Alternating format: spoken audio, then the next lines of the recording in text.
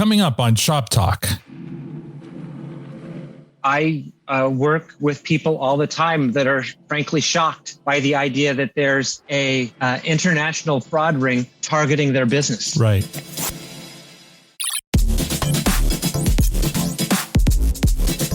Hello, everyone. I'm Al Grego. And I'm Yale Holder. And this is the March 2022 edition of Shop Talk with Moneris. Welcome to the Shop Talk podcast, Yale. Thank you very much, Al. Yale, you're the VP of Customer Experience at Moneris. Why don't you tell us a little bit about that role? Well, Al, once a merchant becomes a new customer at Moneris, it's my team's responsibility to ensure that customer has the necessary support to continue operating the business with as little interruption as possible. We support all our customers' needs, whether it's financial, technical, or even a new customized solution for them. We have close to 200 service center agents to support our small independent businesses and a dedicated team of service managers who take care of our larger relationships, enterprises, ISVs, ISOs, and other partnerships. And we work closely with the partnership and product teams on this. And finally, we support chargeback operations for all our customers. Your team must deal with all sorts of issues. Yes. And like I said before, we take care of everything from financial and technical issues to fraud. We're the first point of contact. So you mentioned fraud, which is why you're here today, because March is Fraud Prevention Month. And that's the theme of our episode. Makes sense. So I guess the obvious question then is, why is fraud prevention important? Fraud disrupts the normal activities of a business, and it can come at a considerable cost. Loss of revenue, along with goods and services, plus the time to manage and deal with it, including working with authorities in many cases. Taking some simple steps to prevent fraud and build healthy payment practices can mitigate the impact of fraud and keep our customers' businesses flowing smoothly. Now, I know that entrepreneur and business owners are already likely experts in whatever they do for business. It seems daunting to think they also have to be experts in preventing fraud. The good news is there are a lot of great tips, practices, and tools available online at moneris.com that can minimize the risk of fraud to your business. Well, hopefully today's episode will provide some of that important information. Who do we have lined up? Well, our featured interview is with Rich Stuppy. He's the Chief Customer Experience Officer at Kount. Kount is an industry leader in fraud prevention. Rich will have some great insight. And then I have Shawn Cologna. He's the Director of Business Banking Fraud at BMO with our By the Numbers segment. I bet he'll have some great data as well. And our very own VP of Enterprise Risk Management, Daniel Trunzo, will answer this month's Ask the Expert question. Yes. Daniel certainly qualifies as an expert, and I work very closely with Daniel. So we'll begin with my feature interview with Rich Stuppy from Kount. Here's my chat with Rich. Featured interview. I'm here with Rich Stuppy. He's the Chief Customer Experience Officer at Kount. Thank you so much for joining me today, Rich. Yeah, thank you so much for having me on this podcast about National Fraud Month in Canada. Before we begin, why don't we tell us a bit about what Kount does? Sure. Kount is a fraud protection company. So we help businesses like payment processors, retailers, and really any sort of digital business protect themselves from people that use stolen credit cards, stolen identities, and stolen credentials to commit fraud on their digital businesses. Okay. So March is Fraud Prevention Month, and that's the theme of our episode. So why don't we just start, with the obvious question. Why is fraud prevention important? Yeah, great question. And I think it's really fundamental to understand that there are people that are trying to steal from your business or cause brand damage. And that has many, many negative downstream consequences, from the obvious of losing money and goods, etc. But also it can cause reputational damage in the industry. And the bottom line is all of those things are a horrible customer experience for the people that you're trying to serve with your business. Agreed, for sure. So when talking about fraud, there's different types of fraud, obviously. For our listeners, what types of fraud should they be concerned about? Yeah, I think what the trends that I see are fraudsters are attacking every point in the customer journey. In particular, the payment. So a fraud check prior to payment where, they're using very good data they are using stolen credit cards. So maybe they're doing card testing. Right. That payment point is a key moment in that customer journey, but they're attacking all of it. Mm-hmm. So even post-payment fraud, where it's either refund fraud or first party, or what the industry calls friendly fraud, although it's certainly not friendly in my book. Right. That's a real issue. And then we also see things like account takeover mm-hmm. and other things where they're attacking maybe a loyalty program or attacking maybe a wallet of some sort. It's really all across the customer journey that these professional fraudsters are targeting small, medium, and even enterprise businesses. They're all being targeted. Now, when we talk about prevention measures, what measures are already in place to protect customers and merchants from fraud? Great question again. Kount relationship with Moneris. So we have implemented our comprehensive fraud control platform that really is layered protection across every aspect of the evaluation for fraud, whether it's device, PII, mm-hmm. email signals, physical signals, digital signals, AI and machine learning. All of that is implemented into our integrated partnership with Moneris.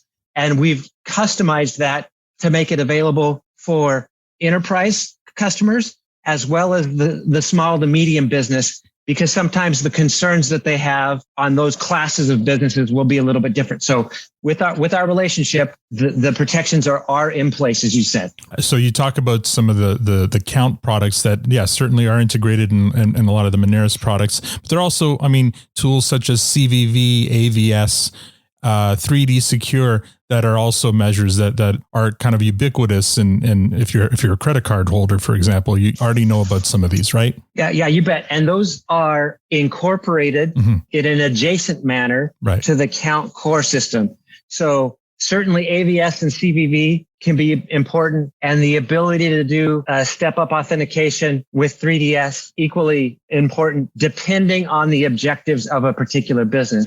And I think that's what's important, is having all the tools available to implement the right suite for a business's particular objectives and the way they want to treat their customers. So what advice would you give to a business owner to protect their business from fraud outside of the tools available? What kind of common sense steps can they take with their business? Sure. I think first and foremost mm-hmm. is awareness. Right. Because I work with people all the time that are frankly shocked by the idea that there's a international fraud ring targeting their business. Right. And so you have to be observant for indicators. And I would also say that you might also think about the idea that once you've detected it, it might be too late. So it's about layering in those protections mm-hmm. in advance to make sure you have the sensors to make it easier to detect and the controls to make it easier to take action should you become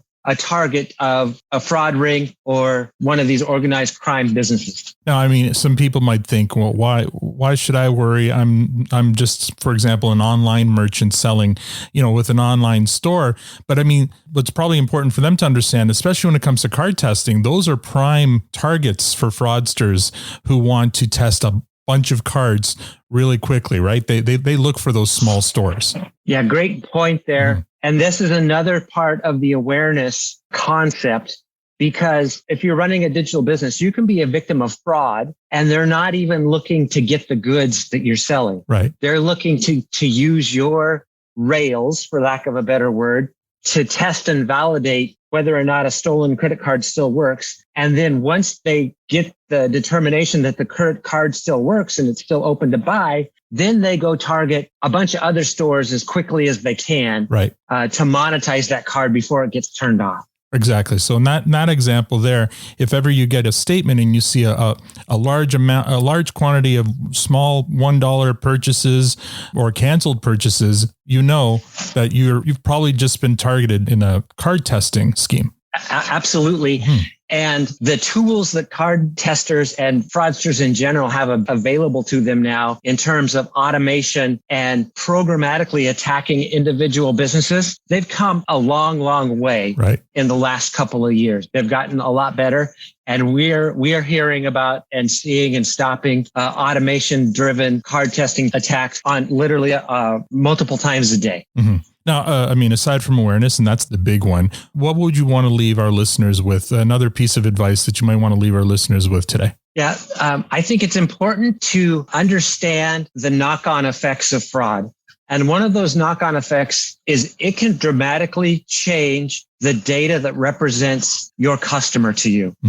Even if you're defending against fraud perfectly, but they're going through your funnel and they are executing purchases or attempting purchases, and those later get reversed or stopped to prevent the fraud, you have to be careful to kind of subtract those clicks and those visits from your journey metrics and your ad campaigns and your ROI calculations, because they never actually happened and they weren't actually good customers. And when you do that subtraction, it can dramatically change your perception of the customers that you deal with on a daily basis. That's a great point. Thank you so much for your time today, Rich. Yeah, thank you very much. I was born in March, and I'm super happy that March is Fraud Protection Month in Canada. And I look forward to working with folks to fight the fraudsters, because that's what we're here for. That's great. It sounds like you were born in the right month. Indeed. All right. Have a good day. As a business owner, change comes at you fast. That's why Moneris is right by your side as you innovate and adapt so you can get paid. With solutions for businesses of all shapes and sizes, we're proud to help Canadians like you achieve their goals. From online, in-store, curbside, and pickup solutions, Moneris is there to help your business succeed every step of the way. To talk to one of our business advisors, call 1-866-MONERIS or visit Moneris.com.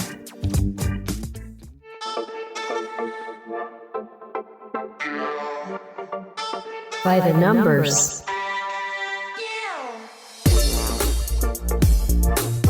I'm here with Shawn Cologna. He's the new director of fraud strategy for North American business banking at BMO. Thank you for joining me today, Shawn. Thank you. Pleasure to be here. Well, so what number do you have for me today? Well, from the Canadian Anti-Fraud Centre, since the beginning of the pandemic, fraud in Canada has risen between 600 and 800%. That's a big number. Well, it continues to grow. And also from the Canadian Anti-Fraud Centre, last year, there were over 74,500 Canadian reports of fraud, which was up from over 71,000 the year prior. There were also 50,666 Canadian victims of fraud, up from 42,100 in the year 2020. And here's a big number for you. $269 million. That's the amount of money that was lost last year to fraud, and more than double the year prior of just under 106 million. That's incredible. And I mean, I guess most of this, is pandemic related, would you say? I would definitely say that. And I should also add that, unfortunately, these numbers are only from people that reported it. There's a lot of people that have not reported that they were victims of fraud because they were hesitant, a little embarrassed, and a little ashamed. But I personally think that we need to remove the stigma of being a victim of fraud. Fraud can happen to anyone. And the more that we know about fraud, the more that we can do to prevent it. That's a good point. I mean, we can't prevent it if we don't know what the problem is or where the problem's coming from. That's exactly it. I think it's important to know that it happens to everybody on different degrees of severity. But the more that we talk about it, the more we can be more proactive and recognize when fraud's about to occur before it happens. Now, in terms of fraud threats, you've got kind of three main categories that they fall under. What would they be? Yeah, the three main events that we see impacting many businesses today are digital fraud, payment fraud, and identity theft. And digital fraud is when customer information is accessed, often online through passwords that are stored in email. And funds are obtained online through account takeovers. Payment fraud is when you have your credit card stolen, a gift card stolen, fraudulent checks are used as payment, or when fraudsters pose as business owners, asking company staff members to send wires on their behalf. Wires are significantly more difficult to recover once they arrive at the recipient bank. Lastly, identity theft. This one we've heard a lot of. It's a combination of fake and real information to create a new identity that is used to obtain credit or open up accounts in your name, and then using those accounts for criminal activity. Now, I mean, I know I kind of said earlier that this is probably pandemic related. It's easy to blame everything on the pandemic, but why exactly is this happening? I think the rise can be attributed to a few factors. For one, people are spending more time at home, which allows them to be online more and increases security risks when they're working remotely. Also, remember that crime is profitable and portable. Cybercrime is global and can happen anywhere, anytime. From that, fraudsters are exploiting the e-commerce boom. Right. And believe it or not, another reason why fraud is happening more often is because there's staffing shortages. Yeah. Businesses are operating with reduced, overworked, or distracted staff. And there isn't a lot of time for people to stop and think and ask themselves, does this make sense? That makes complete sense. I mean, when you're tired, you make more mistakes, right? Absolutely correct. So what are some of the recommendations BMO is making to prevent fraud? What we're recommending is just to step back and think about the transaction itself or the request. Does it make sense? If somebody's asking you for personal information, think, do I really need to give it out? Is it a requirement? Is it mandatory? Slow down and be skeptical of what links you're clicking on or the attachments that you're being asked to open. Be critical of anything that is sent to you by way of an anonymous email.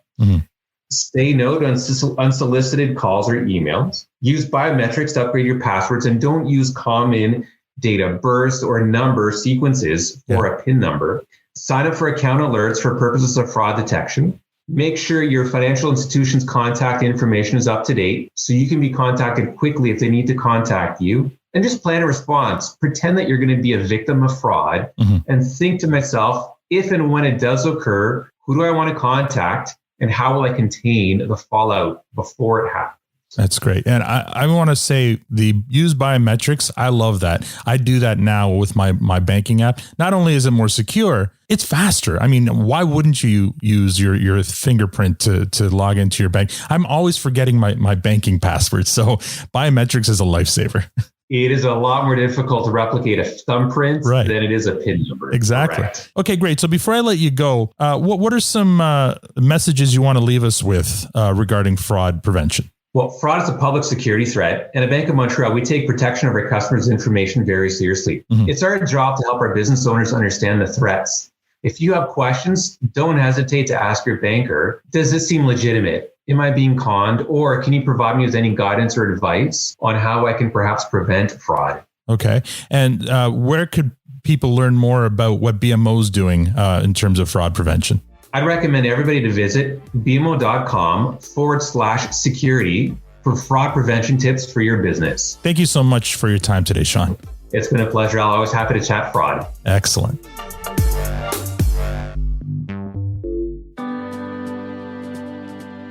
Ask an expert. Right, I'm speaking today with Daniel Trunzo. He's the VP of Enterprise Risk Portfolio Management at Moneris. Daniel, thank you so much for taking time today. Hi, pleased to meet everyone. So we've heard now from Kount and from BMO and from your colleague Yale about the importance of fraud prevention and some different tools that are available for fraud prevention.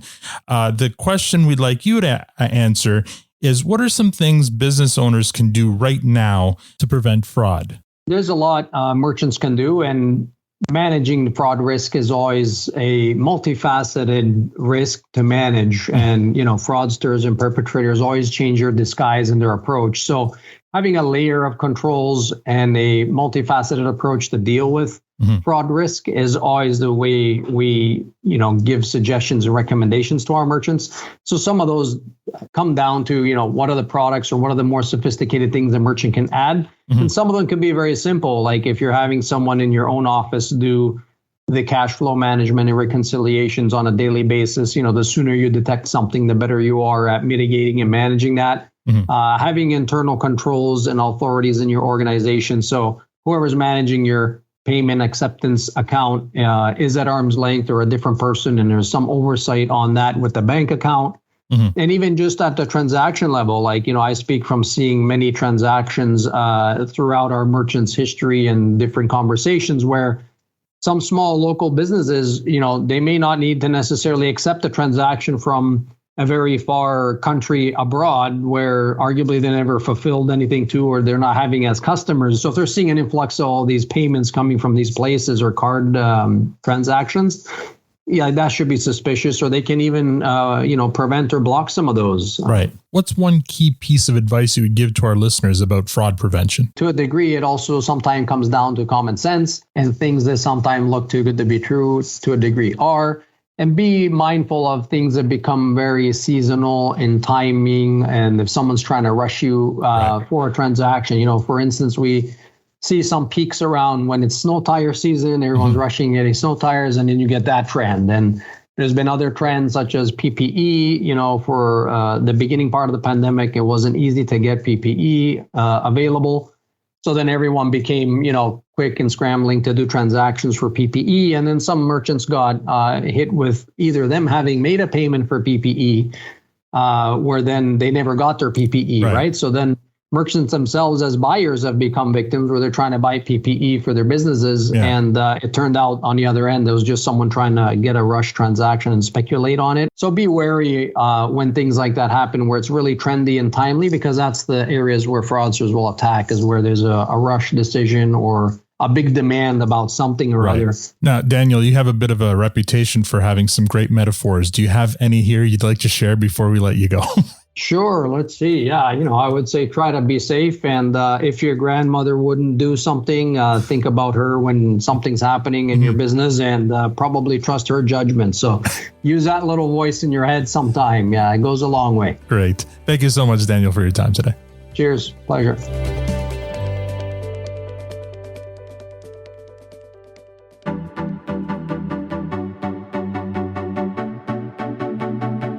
Save the day.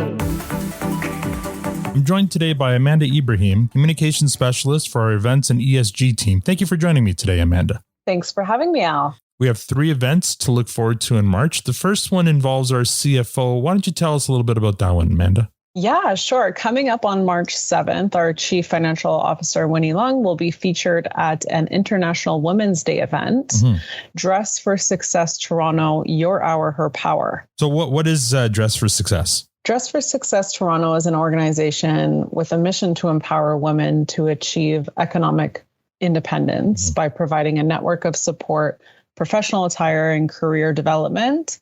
They've been helping women thrive in the workplace since 2009. So, and where can people get tickets for that event? Tickets will be available at toronto.dressforsuccess.org. Excellent. What else do we have this month? On March 11th, Moneris is sponsoring Greater Vancouver Board of Trade's ICE workshop.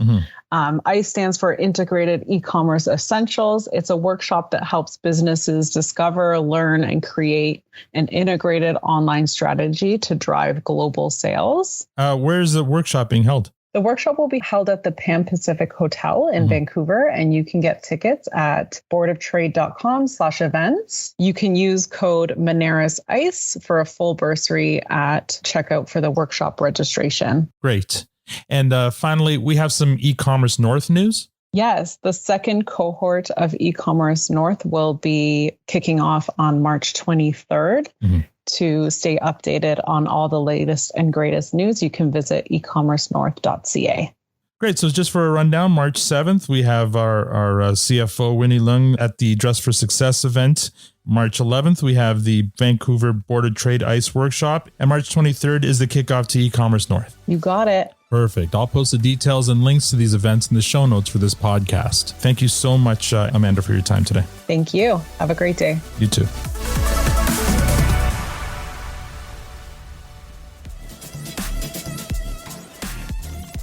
And that's all we have for this month. I hope you found this episode informative. Before we sign off, I'd like to take a moment to promote another Moneris podcast that you might enjoy called Yes, We Are Open. Here's a little teaser. Running a small business in Canada is no small matter. Here are 8 stories to prove it. There's times where we didn't pay ourselves. This was my dream, but it became her nightmare. 8 stories of success. The future is bright. The online took off and it's been good. Listen to all 8 stories now on the Yes, We Are Open podcast. Available wherever you get your podcasts. It's called Yes, We Are Open. Yes, we are way open. If you haven't already, you can subscribe to this podcast. And yes, we're open wherever you get your podcasts. If you'd like to support the show, share this podcast with your network or review us on Spotify or Apple Podcasts. And finally, if you have a payment-related question you'd like to submit to one of our experts like Daniel, you can email us at podcast@moneris.com. Join us again next month for more expert insight and data to help grow your business. Yale, thank you so much for co-hosting. Well, thank you for having me, Al. On behalf of Yale, myself, and the rest of Moneris, thank you for listening to Shop Talk. Talk again in April.